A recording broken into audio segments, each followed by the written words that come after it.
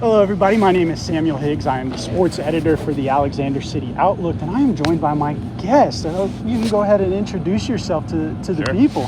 I am Eric Lopez with Bass, and I'm the director of event operations. Awesome. So I guess the first question is, we're on day 3 of the tournament, and I know we were just talking about it before we got on. Bassmaster hasn't been here since 2018. I mean, how has the tournament been so far? What have you seen from the anglers? What have you seen from the community? How has it been so far through 3 days? Sure. First of all, thank you for having me on. I really appreciate that. You're right, we haven't been here for a while with the Bassmaster Elite Series. This is the Progressive Bassmaster Elite Series, and people may have seen our logo, other events that we do. You know, we're kind of set up like baseball, where we have a minor league system and feeder events, but this is the top. This is the creme de la creme of the fishing world. And you're right, we haven't been here in several years. So far, it's been excellent. I'm sorry that it's been so long since we've been here. People have been coming out. The Lake Martin is extremely supportive of this event and fishing, as people in this area knows. You know, this is a much larger event than what is typically here. So that's why it's difficult to bring us to town every year. So that's why we kind of spread it out. Hopefully our gap won't be as long. But there's a lot of infrastructure that goes into an event like the Elite Series, the television component alone. Yeah. I mean, we're live on Fox Sports FS1 Saturday and Sunday. So we have a lot of cameramen that are out there filming. So all that infrastructure is challenging, but Lake Martin has been a great partner with us. The fans have been coming out. Everyone's been helping us set up. So it's been excellent. Absolutely. And I mean, to kind of speak on the last time that you guys were here, we had the Open Series in 2024, and I remember being here at that time, and I mean, it was just, not to say a scramble to get here to Lake Martin, but I mean, your event was happening in 2 weeks. Event was about to happen in 2 weeks. You needed a new place, and I mean, Lake Martin came together and to put it on. I mean, how much of an impact did that experience, you know, bringing the Open Series to Lake Martin, kind of play into? Let's bring the Elite Series back. Sure. Well, scramble is an excellent word to utilize or to use. We were definitely in search of a partner who can handle someone like us. Again, we don't travel light. There's a lot to us. There were some issues with our previous location, so the community came together and brought us in, and that speaks volumes, especially to someone like me on the operations side, to be able to see a community come together and host us, bring us in. You know, from an infrastructure standpoint, that event doesn't have all the bells and whistles that an Elite does, but it has a lot of competitors. It has way more, and that's not easy to handle, whether it's the restaurants or the hotels, gas stations, everything, the infrastructure that's required to have an event like that. So they're like, come on, let's do it. And we're like, you know what we should really be talking about is bringing in elites and making sure that not just your viewers, a handful of bass fans though, but the world. I mean, people are able to see what is happening here on all of our platforms, most importantly live television, and they can see Lake Martin and what's great about Alexander City and the area. So we feel it's a win-win. Absolutely. And so you guys were just at Lake Guntersville last weekend, and now you're here at Lake Martin. Through my experience when covering some of the high school fishing here, there is a big difference between those two lakes. I mean, you're catching 5-6 pounders there at Guntersville compared to, you don't really see that too frequently here on Lake Martin.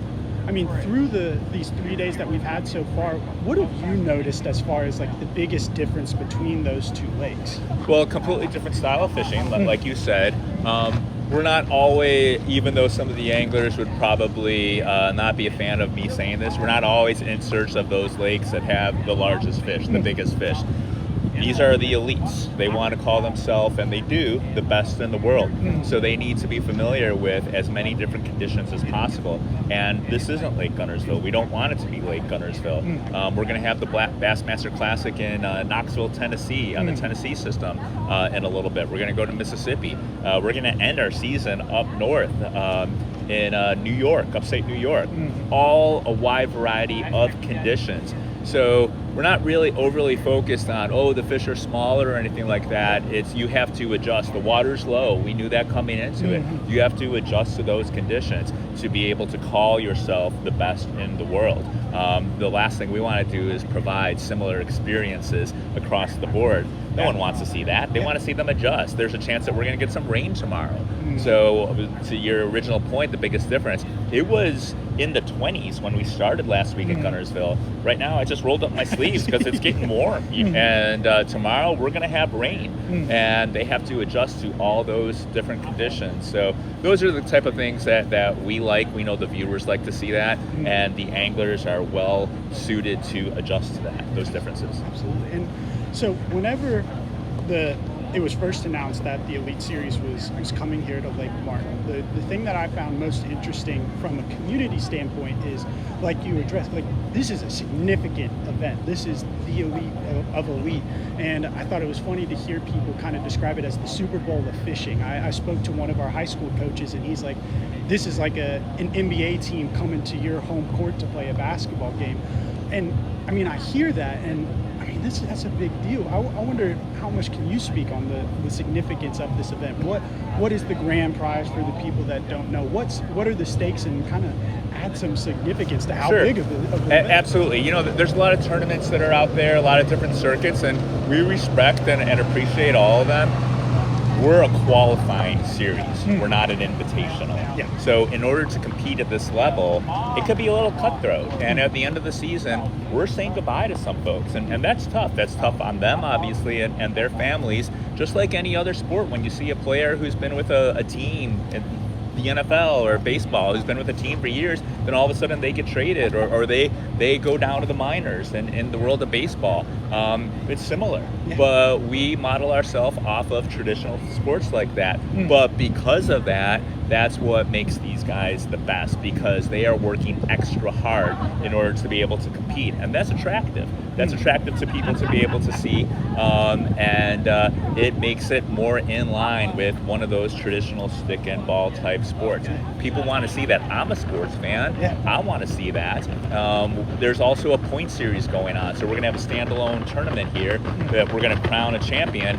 But similar to NASCAR, there's also a points race. So we're just getting started right now.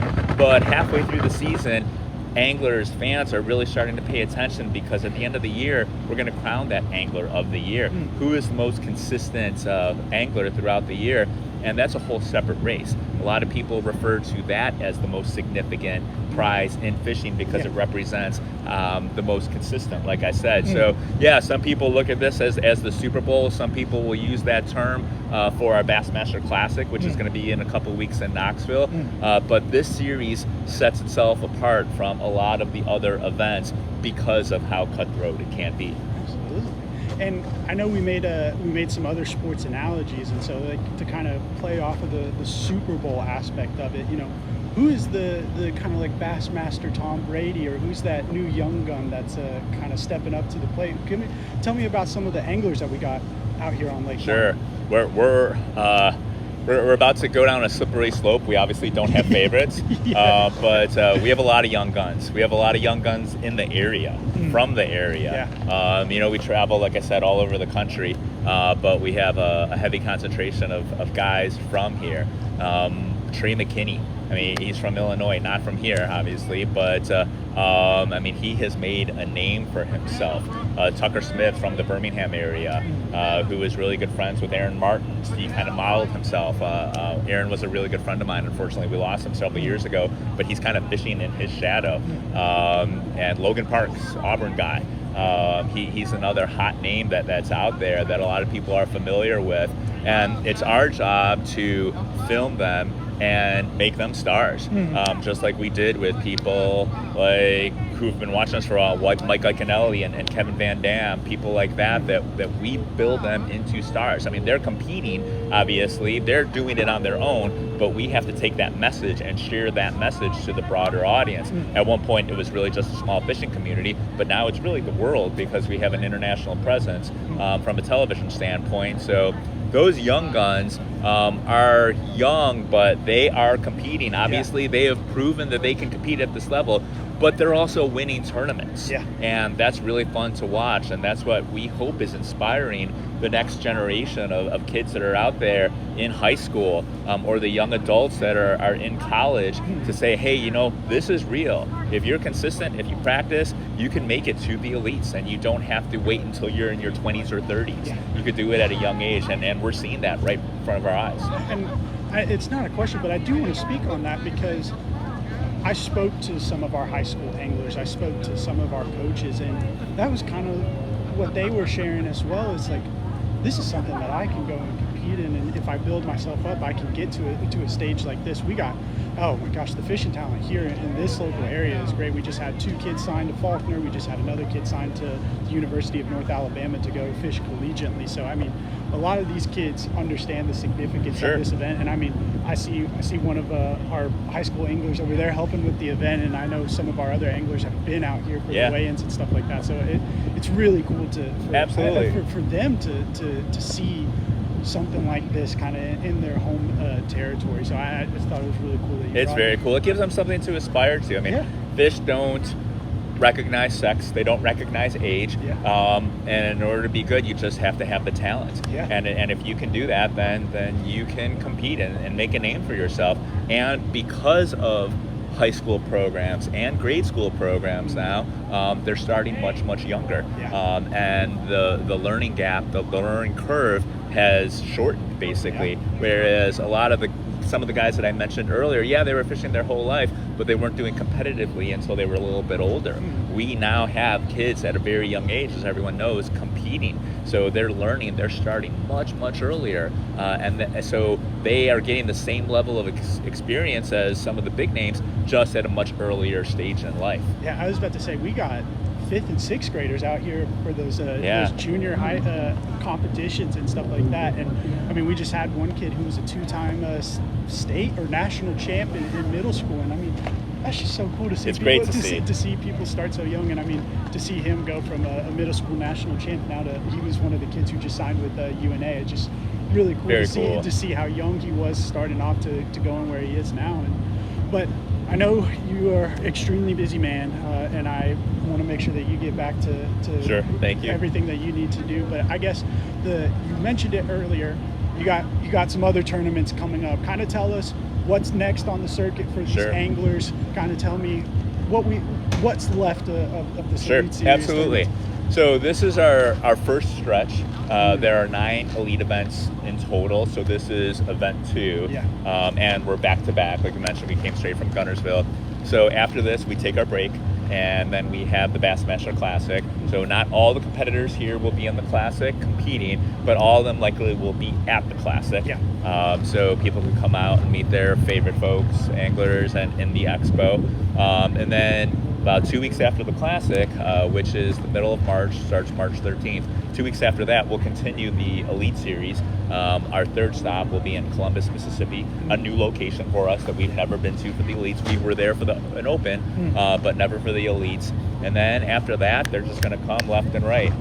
We take a little bit of a break in July and a little bit of August, and then we go up north to finish the season, and we'll wrap up, like I said, in upstate New York.